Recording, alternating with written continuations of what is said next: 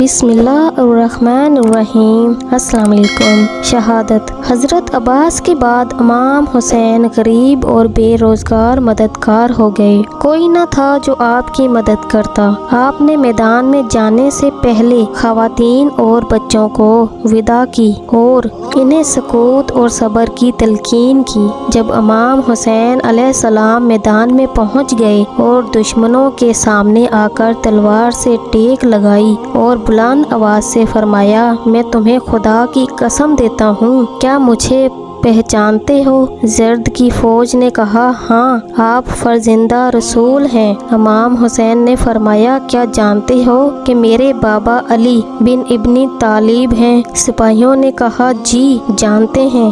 امام نے پوچھا، تمہیں خدا کی قسم کیا جانتے ہو کہ اولین مسلمان خاتون جناب ختیجہ میری نانی ہیں؟ سپاہیوں نے کہا، ہاں ہم جانتے ہیں۔ امام نے فرمایا، تمہیں خدا کی قسم کیا جانتے ہو کہ جعفر جو بہشت میں پرواز کرتے ہیں وہ میرے چچا ہیں؟ سپاہیوں نے کہا، ہاں ہم جانتے ہیں۔ امام نے فرمایا، تمہیں خدا کی قسم کیا جانتے ہو کہ یہ تلوار جو میری کمر میں ہے یہ رسول خدا کی تلوار ہے؟ دشمنوں نے کہا، ہم جانتے ہیں۔ امام نے فرمایا، تمہیں خدا کی قسم کیا جانتے ہو کہ میرے سر پر جو امامہ ہے یہ رسول خدا کا امامہ ہے؟ سپاہیوں نے کہا، ہاں ہم جانتے ہیں۔ امام نے فرمایا، تمہیں خدا کی قسم کیا جانتے ہو میرے بابا سب سے پہلے اسلام لائے، وہ سب سے زیادہ عالم، سب سے زیادہ صبر اور تمام مردوں و عورتوں کے مولا ہیں؟ دشمنوں نے کہا،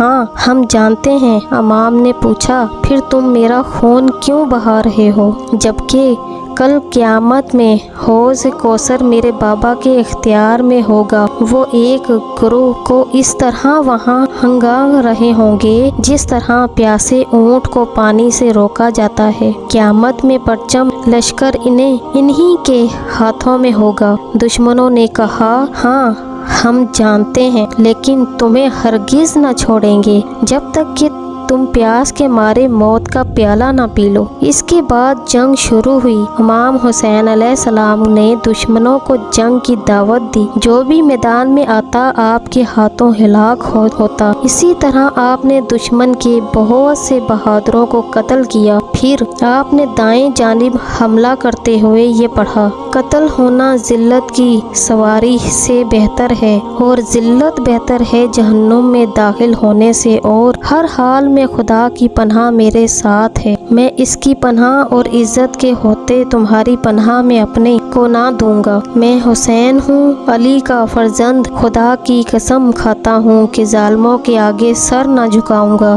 میں اپنے بابا کے عیال کی حمایت کروں گا اور دین رسول پر قائم رہوں گا۔ حالانکہ اس وقت امام حسین پر چاروں طرف سے مذاہب نے گھیرا ہوا تھا۔ پہلے نمبر پر تو شدید اور جان لیوا پیاس تھی، دوسرا گرم ہوا تھی، تیسرا عزیزوں کے علم ناک داغ تھے، چوتھا سنگ دل دشمنی، پانچواں کہ میرے بعد اہل حرم قیدی بنائی جائیں گے، چھٹا تنہائی اور غربت۔ اس کے باوجود امام حسین علیہ السلام نے بہت زیادہ شجاعت کا مظاہرہ کیا۔ ایک دوسری روایات میں ہے کہ امام حسین علیہ السلام نے عرض کیا، سخت جنگ کی آپ پر پیاس کا شدید غلبلہ تھا۔ آپ نے نہر فرات کی طرف جانے کا ارادہ کیا، گھوڑے پر سوار ہوئے اور قلب لشکر پر جہاں 4000 سپاہی پہرا دے رہے تھے اور ان کا سردار عمرو بن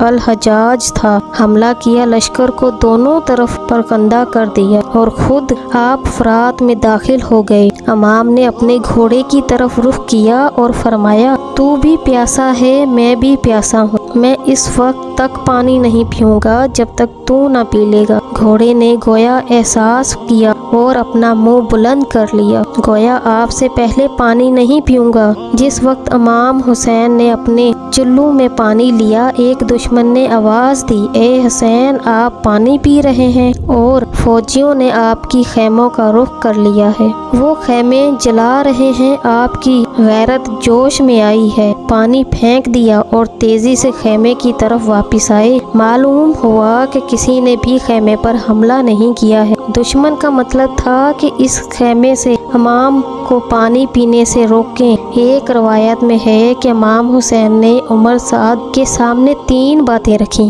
یہ گویا ایک طرح کا اہتمام حجت بھی تھا۔ امام حسین علیہ السلام نے فرمایا، پہلا یہ کہ مجھے اور میرے اہل بیت کو چھوڑ دو کہ ہم مدینے واپس چلے جائیں۔ دوسرا یہ کہ مجھے ایک گھونٹ پانی پلا دو کہ شدید تشگنی سے کلیجہ بن رہا ہے۔ تیسرا یہ کہ میری یہ دونوں باتیں قابل قبول نہ ہوں تو جس طرح میں اکیلا ہوں تم میں سے بھی ایک میرے مقابلے کے لیے آئے۔ عمر سعد نے جواب دیا کہ تمہارا مدینہ جانا اور پانی پینا تو کسی طرح ممکن نہیں، لیکن تمہاری تیسری بات شریف آنا ہے، اسے قبول کیا جا سکتا ہے۔ عمر سعد کے حکم سے فوج کی چند بہادر شجاع افراد میدان میں آئے۔ امام نے ان سے اکیلے جنگ کی، لیکن سبھی امام کی ہلاکت آفرین تلوار سے زمین پر ڈھیر ہو گئے۔ عمر سعد سمجھ گیا کہ اکیلے امام سے جنگ ناممکن ہے، اس طرح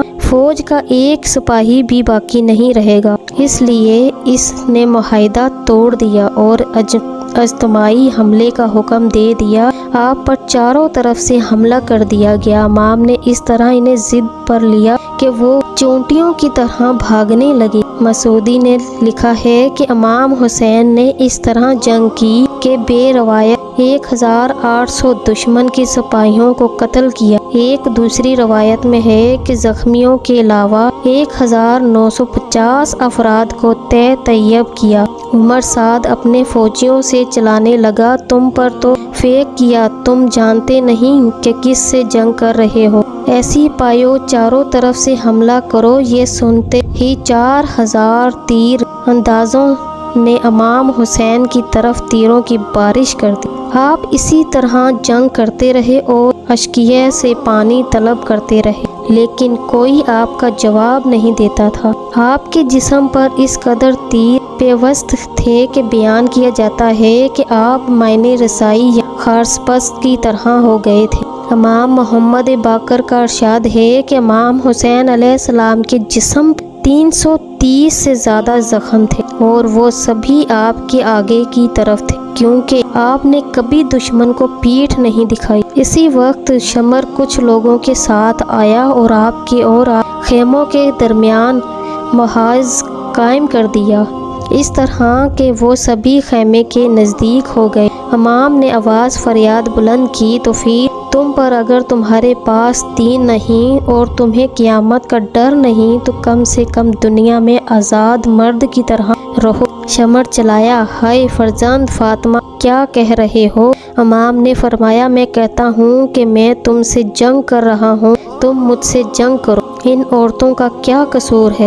اپنے گمراہوں اور ظالموں کو روکو کہ جب تک زندہ ہوں اہل حرم کو نہ ستائے۔ شمر نے چلا کر کہا، اے فرزند فاطمہ، آپ اہل حرم کو پریشان نہیں کیا جائے گا۔ پھر اس نے چلا کر اپنی سپاہیوں سے کہا، سب مل کر امام حسین پر حملہ کرو اور ان کا کام تمام کر دو۔ دشمن کی فوج نے امام پر حملہ کیا، آپ برابر جنگ کرتے رہے یہاں تک کہ سارا بدن زخموں سے چور ہو گیا۔ آخر کار ایک ظالم صالح بن وہاب سامنے آیا، اس نے آپ کی ایران پر اس قدر تلواریں ماری کہ آپ گھوڑے کی پشت سے زمین پر آ گئے، اپنا دائنا رخسار زمین کی طرف کر لیا، پھر اٹھے اور جنگ کرنے لگے۔ امام حسین علیہ السلام کے آخری لمحوں میں حضرت زینب خیمے سے باہر آئی، وہ فریاد کر رہے تھے، انہوں نے فریاد، کاش آسمان پھٹ پڑتا، کاش پہاڑ ٹکڑے ٹکڑے ہو جاتے۔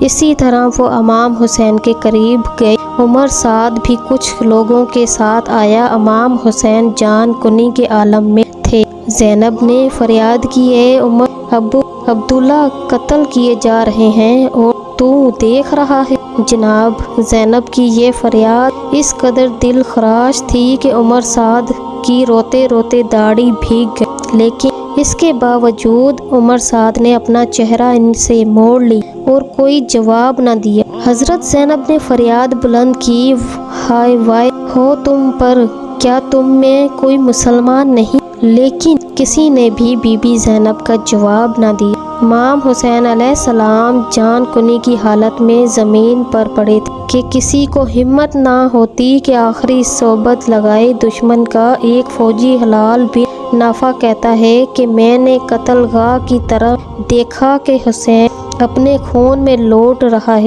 وہ جان کنی کے عالم میں تھے۔ ان کے چہرے کی پانی اور قامت کی زیبائی نے مجھے ان کے قدم سے باز رکھا۔ میں نے کبھی ایسے شہید کو نہیں دیکھا تھا جو اپنے خون میں لوٹ رہا ہو۔ امام حسین علیہ السلام نے اسی حالت میں فرمایا مجھے پانی پلا دو۔ ایک ظالم نے کہا تم پانی نہ پی سکو گے، اب تو دوزخ کا کھولتا پانی ہی پیو گے۔ امام حسین علیہ السلام نے فرمایا کیا میں جہنم کھولتا پانی پیوں گا؟ نہیں، ہرگز نہیں، بلکہ میں رسول خدا کی خدمت میں پہنچوں گا، ان کی بارگاہ بہشت کا شیریں جام پیوں گا، اور تم لوگوں نے ظلم و ستم کی ان حضرات سے شکایت کروں گا۔ امام کی گفتگو کا اس سنگ دل پر کچھ بھی اثر نہ ہوا۔ عمر سعد نے اپنی دائیں طرف کھڑے ایک سپاہی سے کہا جاؤ حسین کو راحت پہنچاؤ۔ ایک روایت میں ہے کہ خولی سے سنان بن سے کہا جا کر حسین کا سر بدر سے جدا کر۔ خولی اس ارادے سے چلا لیکن کانپتا ہوا واپس آ گیا۔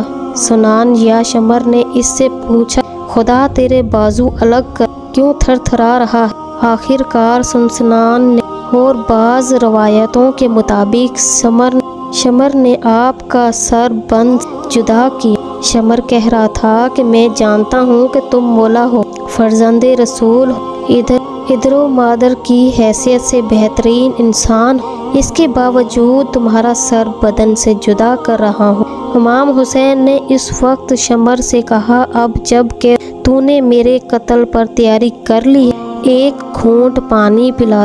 شمر نے کہا اے پستر ابو تراب، کیا تم نہیں سمجھتے کہ تمہارا باپ ساقی کوثر ہے؟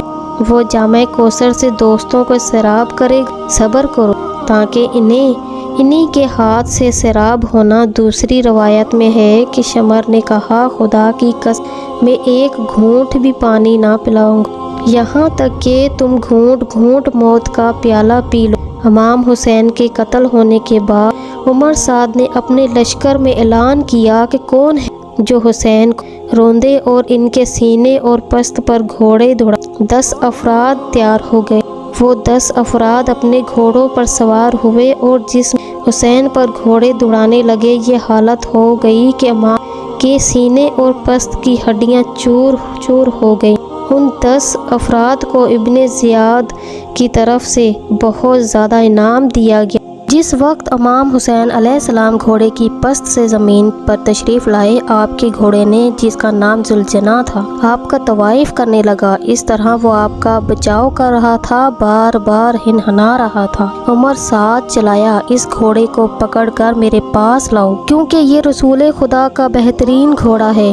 بہت سے لوگوں نے اسے گھیر لیا تاکہ پکڑیں، لیکن وہ اپنے پاؤں سے مار کر سب کو دور کرنے لگا۔ کسی عالم میں اس نے 40 آدمیوں کو قتل کر دیا۔ عمر سعد چلایا اسے چھوڑ دو تاکہ دیکھو وہ کیا کرتا ہے۔ جس وقت گھوڑے نے امن کا احساس کیا، امام حسین کے بدلے پارا پارا کے قریب آیا، اپنے بالوں کو خون حسین سے رنگین کیا، امام کا بدن سونگھنے لگا، پھر بلند آواز سے چلانے لگا۔ امام محمد باقر کا ارشاد ہے کہ وہ چلا کر یہ کہہ رہا تھا ہائے ظلم، ہائے ظلم اس امت کا جس نے دختر رسول کے فرزند کو قتل کیا۔ پھر ذوالجناح نے خیمے کا رخ کیا، وہ چلاتا جاتا تھا۔